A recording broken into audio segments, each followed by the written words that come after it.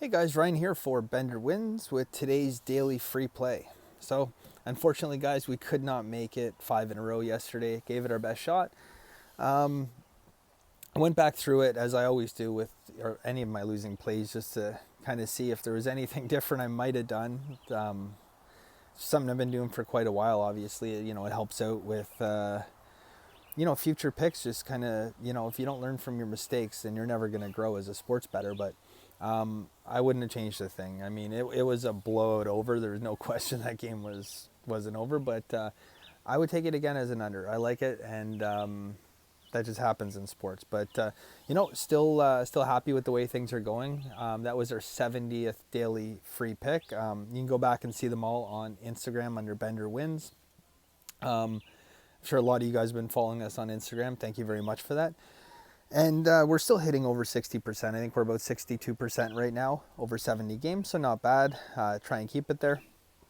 So for today's game, you guys have been asking for football. So I'm going to put up a football pick today. Might not be the football pick you're looking for, but I'm going to put up a football pick today. So again, it's not that I'm avoiding certain sports. Like any of you guys have been saying, well, college football is here, NFL preseason, like why aren't you putting picks in for that? Well, I'm putting picks in where I find an advantage. I have no bias about sports. It's not that I dislike football or I love baseball. That's not why I'm putting baseball picks. It's just this time of year in baseball, there's advantages, good advantages, and that's what we're going to continue to play. But today we have a football pick for you guys. Again, might not be the pick that you guys were exactly hoping for. A little pine needle shower going on here. As you can see, different backdrop, different location. We're in Northern Ontario in Canada, and that is where we're going for our football pick today, guys, into the CFL. So the CFL is the Canadian Football League.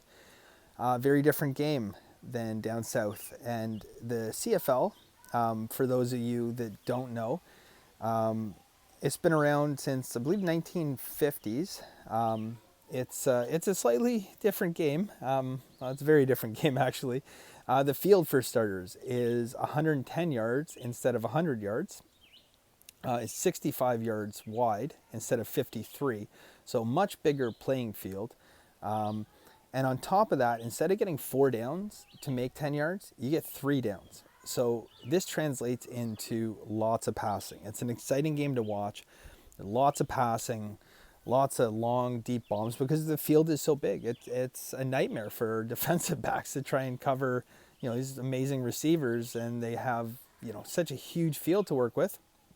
Above and beyond that, the end zones are basically twice the length. So, it's hard enough in the NFL to cover receivers and tight ends and receivers in the end zone where it's a 10-yard end zone. In the CFL, the end zone is 20 yards deep. But a slight difference in the CFL, we have one more player allowed on the field. So, that does help a little bit with the coverage. But it's still they're normally pretty pass-heavy games. Another difference, and this can be interesting, is the goalposts are at the front of the end zone, not the back. So every once in a while, the last defender back is the goalpost, and I've seen more times than not where quarterbacks will make an amazing pass, the guy's wide open, and he hits the uprights, and the goalpost actually blocks a touchdown. So that does happen. It can be infuriating and frustrating for one team, but pretty good for the other team. Anyways, just a few other things. CFL, the balls are bigger. It's more difficult to throw deep, but the quarterbacks these days, they're so strong that they've kind of negated that. Where years ago you weren't seeing like passes as far as the NFL. Now I'm convinced you are. Like, it's absolutely amazing how far they can throw this. Let's see what else. Oh yeah, single points. You can score single points. So for missed field goal or a punt that goes into the end zone, that team has to now return the ball out of the end zone. If they don't return out of the end zone, the other team gets a point.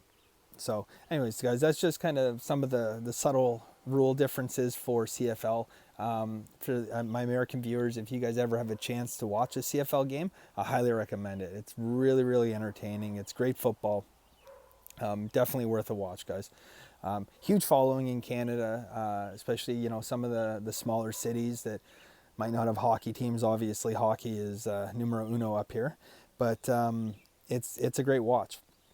One other thing, the salary cap is only 5.2 million.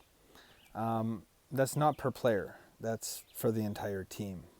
That means our average average player salary up here is $96,800. So these guys, that's Canadian as well. So they're playing for the love of the game. These guys, they smash on each other and they hit, but they're not making NFL dollars, and they get traded just like NFL players. So they're making $90,000 a year, and all of a sudden they have to move across the country, uproot their families. So it's a game that they play for the love of the sport, and you can see the passion in the way they play. Not saying NFL players don't have passion, just saying that CFL players are playing for the love of the game. Anyways, guys, I know you guys didn't come here for a lesson on Canadian football, but good to learn this stuff. Why are we looking at a CFL game today? Because there is a ton of value in the CFL. So, as I talked about before, how the Sharps kind of, they typically will stay away from the nationally televised college football games. And they'll look for like the smaller schools where there's not a lot of attention. And it's basically, off the board games where there's very little bet. Vegas, back in the day, they used to take $50,000 on these games. It didn't matter what you bet. You could bet 50 grand on a game. They will not anymore. Like these off the board games, like you'd be lucky to get $2,500 on them now, because in the 90s and early 2000s, the Sharps beat them up so bad. With some of the computer groups, like their lines are off because they just can't spend the time. With all the college games, all the baseball, everything that's out there, they can't spend the time to properly dial in a line on those games. And that's still true today. I have people that argue that, say, oh no, there's computers that do it. But guys, if computers set the lines, people would be beating them all the time, because, there are many, many factors that go into sports betting. So one of the reasons we look at CFL, WNBA, very profitable sport.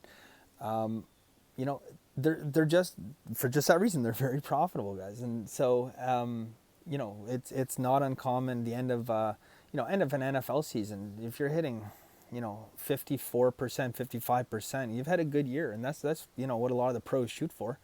CFL, you can be hitting high 50s, 58, 59%. I've had seasons over 60% in the CFL. Same thing with the WNBA.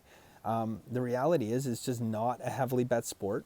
And, as long as you're not betting every game, if you're picking, your battles here and there, you can find a huge advantage in those games. And today, I believe, is one of those games. So we're going to the CFL. So without further ado, guys, here is today's play. So we have the Winnipeg Blue Bombers playing against the Saskatchewan Roughriders. So Winnipeg is a 5.5 point dog in this game. They opened up at a 6 point dog. The other thing you will find with CFL, it's not heavily bet, so any large chunk of money can move a line. Again, I saw it drop down half a point. It could, depending on where the money goes, could go down another half point to 5, or you might even see this game fall to 4.5, or possibly even 4. I mean, there's a lot of wild swings, but what we're going to do today, guys, is we are going to take Winnipeg plus 5.5. So we're taking Winnipeg plus 5.5. I'm going to give you guys an alternative bet today. So our official bet is plus 5.5. You guys do what you want, but I think this is a game that Winnipeg wins straight up. Probably 40. I have a 46 to 47% of the time that they're going to win this game outright. So at 5.5 points, I don't mind taking this on the money line for 15 to 20% of what your total bet size would be. So guys, if you're betting 100 a game, I don't mind putting 15 or 20 on the money line for this game. If you're betting 1,000 a game, $150 to $200 of your total bet. So $200 on the money line, $800 on on the spread. So it is one of those games where Winnipeg could definitely win this game outright. Anyways, guys, that's it. So we'll be taking some more college football, some more NFL and whatnot. But for today, we have a good old-fashioned Canadian football game. Reporting live from the Canadian wilderness, guys. Thank you very much for tuning in. I really do appreciate the support, all the comments, all the feedback. We've grown over 1,000 subscribers now, which is absolutely fantastic, guys. I had no idea what this was going to look like when we started out, so I really, really do appreciate all your comments, all your likes, everything that kind of helped us grow to this point, and we're going to continue to do what we do.